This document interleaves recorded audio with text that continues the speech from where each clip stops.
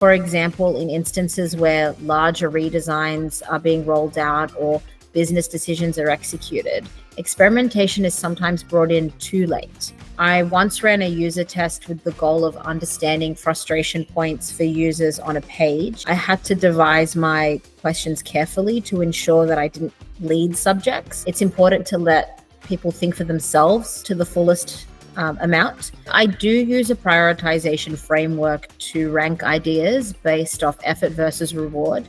So it considers aspects such as build time, traffic size, base conversion, and the expected lift in conversion. So I'm sure most CRO specialists will tell you that emailing a final report is never enough. It's important to present results in a meeting format with the key stakeholders to ensure that they have a chance to really grasp the insights and ask questions.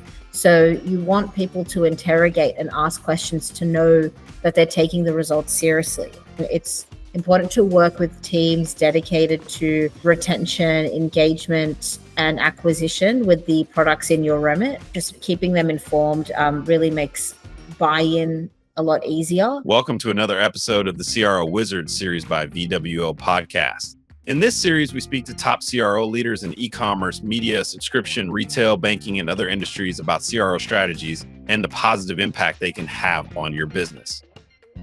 Before we speak to our special guest for this episode, here's a quick summary of who we are and what we do. VWO is a leading experience optimization platform.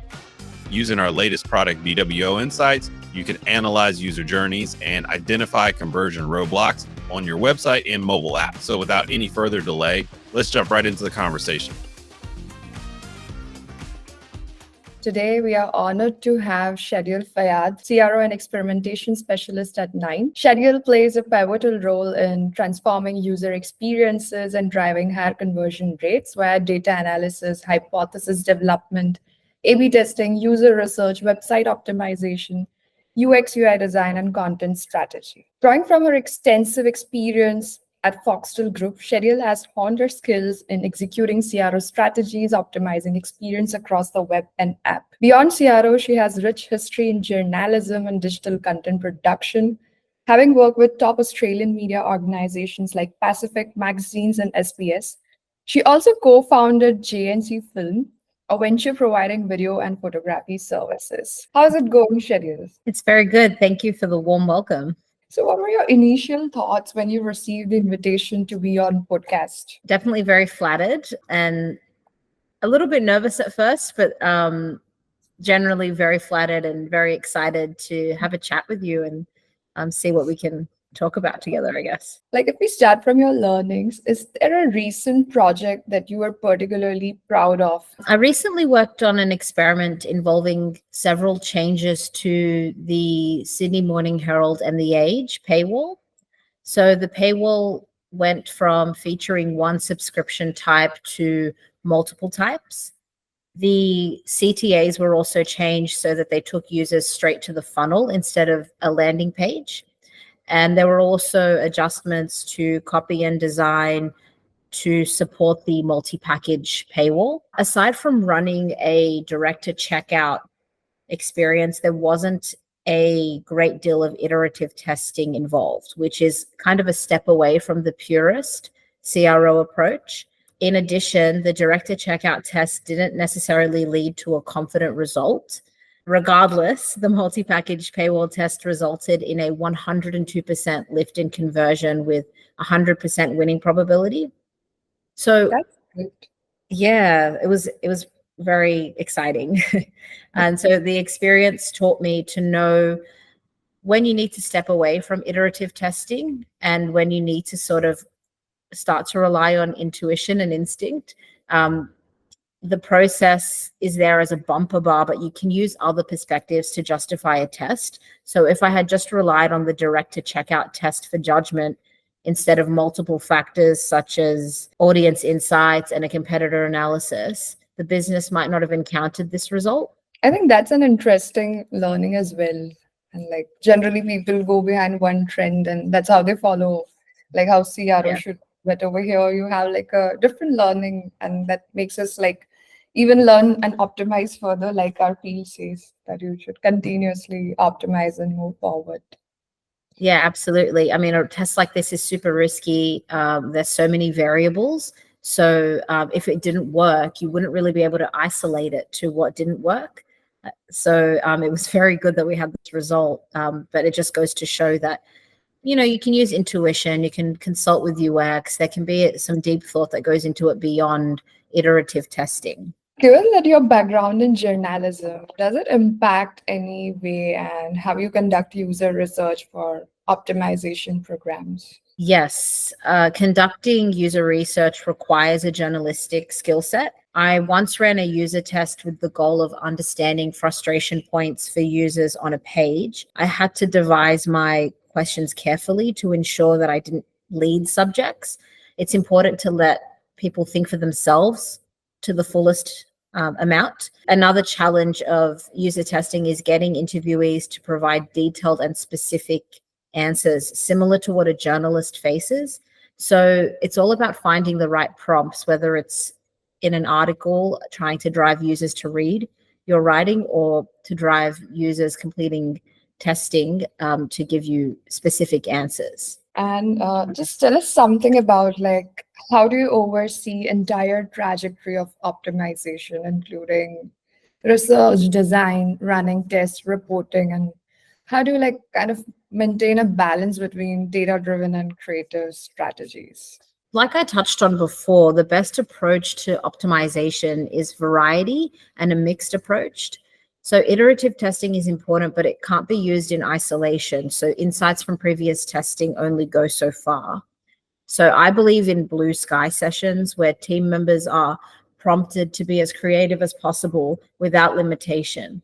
I might also see something that a competitor has done and find a way to flip it for our business. However, I also believe in data-based insights and clearly defined business problems. I think they encourage creativity, and context is also a very important consideration. So this looks like sale periods, supply and demand, and in the media and entertainment industry, the news cycle and content campaigns. So all these factors inform the process of optimization. So it's always like data takes precedence, but like from your learnings, it's like it could be, but it has to be a mix of creativity as well. Yes, yes. It allows it to be a bit more realistic. How do you determine and prioritize like what to test, and do you adhere to a specific framework or is it guided by business objectives? I do use a prioritization framework to rank ideas based off effort versus reward. So it considers aspects such as build time, traffic size, base conversion, and the expected lift in conversion. But the business definitely plays a key role as well. So the prioritization framework is what I refer back to when devising the best possible test idea for a business objective at the time. You have experience in media and entertainment services. Like, what are certain critical KPIs that you think media companies prioritize? Relationship building is the overall theme for media company KPIs, like most service-based industries. So in the acquisition space, this looks like registrations, subscriptions, and newsletter signups. Once a user has subscribed with us, our KPIs are more engagement with the goal of reducing churn. Then you do more with like new users so that you drive like growth towards subscription, and then we nurture them to engage more with the content. Yes, correct. And we do have upgrade experiences as well that we look to optimize for existing users. But again, generally that works well if your main focus is engagement at the time.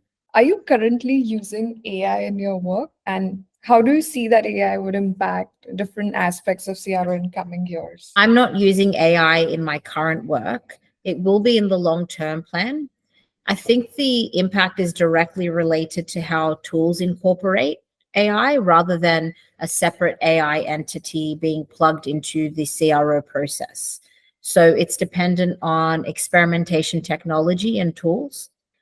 I expect it will assist the personalization experiments in particular. For example, at Nine, we use Piano, and I believe the tool uses AI to provide recommendations for experimentation targeting based off things like recency, frequency, and content consumption. How effectively should experiment test results be communicated to ensure that stakeholders are convinced of the value? So, what do you think on that? So I'm sure most CRO specialists will tell you that emailing a final report is never enough. So ideally, you've had stakeholders invested before the launch. It's important to present results in a meeting format with the key stakeholders to ensure that they have a chance to really grasp the insights and ask questions.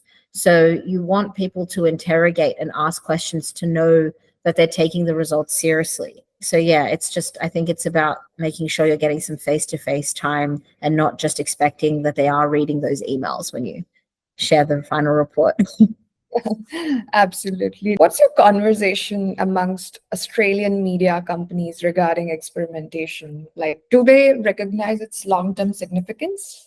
It's very much present in Australian media companies and it is used, but I feel that it's not forefront in the process. So while they do value experimentation, there's work to be done in moving it up chronologically.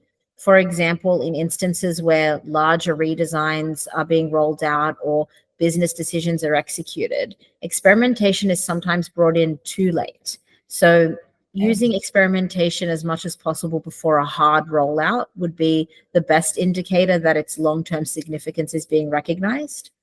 Do we say that the long-term significance is yet to be like scaled and the thought process is yet to be groomed? Yes. There needs to be a bit more consistency in terms of our presence earlier in decision making, I guess. Any three tips to scale experimentation? And like, would you want to share some significant tips that you have used and maybe our audience can use who's watching us and listening us? I'd say my 3 tips would be prioritization, communication, and process. So in terms of prioritization, have your ideas scored so that when you plan your roadmap, you can use this logic and the business calendar to make the best decision about what tests to run. And then in terms of communication, it's important to work with teams dedicated to retention, engagement, and acquisition with the products in your remit. So just keeping them informed really makes buy-in a lot easier and also just kind of assists you in getting things rolled out when you do succeed with a test. And then also making process work for you, whether it's documentation, the pace of a sprint, QA checklists, and so on. Experimentation teams tend to be full of creatives, so it's easy to fall into a cowboy culture. Um, generating generating a process that is authentic to your team provides some organization without feeling like you're being stifled and bogged down in documentation. Any final thoughts or message you'd like to share with the audience before we conclude? Just more that I'm excited to meet more of you. I mean, there is a burgeoning experimentation community in Australia and New Zealand. So yeah, just hoping to meet some more people that do what I do. Thanks, Chadielle. Thanks, Chadielle, for the wonderful insights. And now it's our time to enter rapid fire round, wherein we would love to hear your impromptu responses. If you were starting a career today in CRO, what is one thing you would do differently?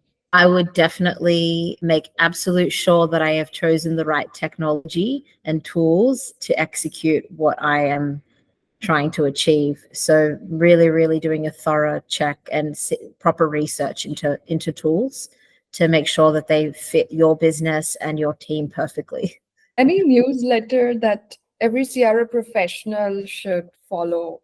There is this one called CRO Weekly that I have subscribed to. It's quite good in terms of seeing what's happening in the space and I guess getting ideas for your own tests. 3 books that you would recommend our listeners should also read? There is this book that I have read. It's by Robert B. Capaldi and it's called Influence. A lot of the skills that I use are derived from his theories around marketing principles and principles of persuasion. So I highly recommend that book. I'm not too sure of any others, to be honest. So, Oh, one also works. Yeah. What's your go-to travel destination in Australia? probably Hyams Beach. It's just incredibly beautiful. Do you often go there? Oh, well, it's not, it's kind of a bit of a drive, so you can't just spontaneously go. It does require some planning. So, yeah, I've been there a couple of times and highly recommend it. One thing that you feel that AI will replace in next 3 years? Speaking from like someone that has a background in journalism, I am concerned that it will replace the need for journalists almost because of the way that it kind of gets information. I think a big concern is that it can scrape news sites and reuse like the hard work of journalists for its own benefit, I guess. So I think that's a real issue, that it might actually replace journalists if we're not careful. Also, we can see already that it's used in personalization and making recommendations, but I also am concerned that it might even start to delve into the just conversion rate optimization space and beyond just personalization, like kind of generating ideas for us, so that there might not be a need for a team that ideates if the AI can come up with the suggestions itself, or even like it can remove the need for a copywriter too. There are some serious concerns, I think, with AI in our Yes. space. So tell us, like, if you would not have been a CRO specialist, what's the other profession that you would have chosen? Probably journalism. I mean, there are actual similar techniques that you need to use in both professions. When I worked at Pacific Magazines, my job was to write articles that would generate traffic and generate clicks. Once you understand that digital landscape and what works, the skills are easily transferable to CRO. So I feel that I could easily step back into journalism with my CRO skills. Tell us about one CRO metric that you wish people should stop obsessing over. Probably we should stop looking at exit rate in isolation and try to understand where they're leaving to, I guess, because it might tell you a lot more than just the fact that they left the page altogether. So it's less about like the metric itself, but more like not unpacking it a little bit further and understanding where they went to or what they seem to be engaging with before they exited, as opposed to just saying, oh, the exit rate's high, we should probably remove this step or something. Like, you know, like try to figure out, maybe they're actually exiting to another sales focused page. You don't know. So I think exit rate is one that we need to unpack more instead of taking it off face value. A dream or goal you would want to achieve in next 3 years? I'd like to lead my own dedicated CRO team. So having actually been a person that's been a member of a CRO team alongside digital analysts and UX designers and other CRO specialists, I'd be really interested in actually leading a team that I've already been part of and putting together my own kind of power team in CRO. All right, then it's a wrap. Thank you, everybody. This has been another thought-provoking episode of CRO Wizards. Until next time, keep optimizing.